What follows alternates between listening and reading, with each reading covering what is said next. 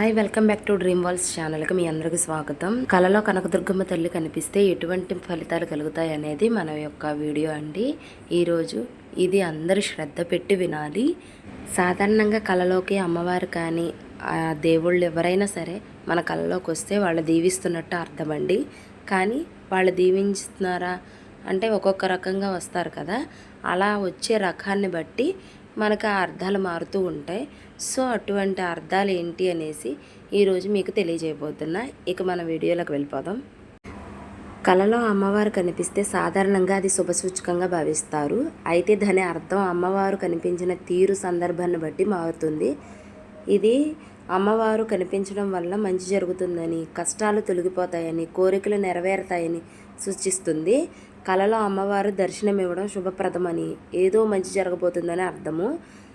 అదే ఆశీర్వాదిస్తున్నట్టు కనుక కల వస్తే దైవిక ఆశీర్వాదం లభిస్తుందని, మీ కోరికలు నెరవేరుతాయని సూచిస్తుంది. అదే రక్షిస్తున్నట్టు అమ్మవారు మిమ్మల్ని రక్షిస్తున్నట్టు కనుక కల వస్తే, అమ్మవారు మిమ్మల్ని రక్షిస్తున్నట్టు కనుక కల వస్తే కష్టాల నుండి బయటపడుతున్నారని సూచిస్తుంది. అమ్మవారు కనుక ఈ నవరాత్రి సమయంలో కనుక మీ కళ్ళలో కనుక కనిపిస్తే ఇది శుభప్రదం. అది అసలుకి చెప్పలేనంత ఆనందదాయకమైన విషయం అని కూడా చెప్పుకోవచ్చు. అదే ఒకవేళ లక్ష్మీదేవి అవతారంలో కనుక కనిపించినట్లయితే, లక్ష్మీదేవి అవతారంలో కనిపిస్తున్నట్టుగా కనుక మీకు కల వస్తే కనుక ధనలాభాన్ని, సంపద వృద్ధిని సూచిస్తుంది. సింహవాహనంపై అమ్మవారు కనుక కనిపిస్తున్నట్లయితే, అమ్మవారు సింహవాహనంపై దర్శనమిస్తే అది గొప్ప శక్తికి, విజయానికి సంకేతమని చెబుతుంది. అమ్మవారు కోపంగా ఉన్నట్లయితే మీరు ఏదో ఆ విషయంలో కానీ, మీరు డైలీ చేసుకున్న విషయంలో కానీ, ఎవరి పట్ల కానీ ఒకవేళ మీరు తప్పుగా ప్రవర్తిస్తుంటే కనుక అమ్మవారి హెచ్చరిస్తుందని దీని యొక్క కళ యొక్క అర్థము. అలా ఎప్పటికీ చేయకండి. ఇవన్నీ మన కళ యొక్క ముఖ్య అర్థాలు. ఇందుకు నేను ఒక విషయం చెప్పాలనుకుంటున్నాను మీ అందరికీ. కళలో అమ్మవారు కనిపించడం అనేది ఒక వ్యక్తి యొక్క మానసిక స్థితి మరియు ఆ సమయం వారి మనసులో ఉన్న ఆలోచనలు కూడా ప్రతిబింబిస్తుంది.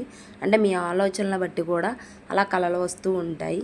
ఇది కేవలం ఒక సూచన మాత్రమే. దీనిని వ్యక్తిగత నమ్మకాల ప్రకారం అర్థం చేసుకోకండి. ఎందుకంటే మనకు ఎలా వచ్చినా ఏది చేసినా సరే మనకు రాసిన రాతను బట్టి మనం జరుగుతూ ఉంటుంది. అంతేకాని కళ వస్తే ఇలా జరుగుతుందనే కాదు, అది మన నమ్మకాన్ని బట్టి ఉంటుందండి. సో దీన్ని బట్టే మీరు లైఫ్ని డిసైడ్ చేసుకోవద్దు. మీ కష్టం మీకు ప్రతిఫలంగా ఆశించుకోండి. అంతే నేను చెప్పాలనుకున్నది. మీకు కనుక వీడియో నచ్చినట్లయితే లైక్ చేసి సబ్స్క్రైబ్ చేయండి. థ్యాంక్ యూ అండి.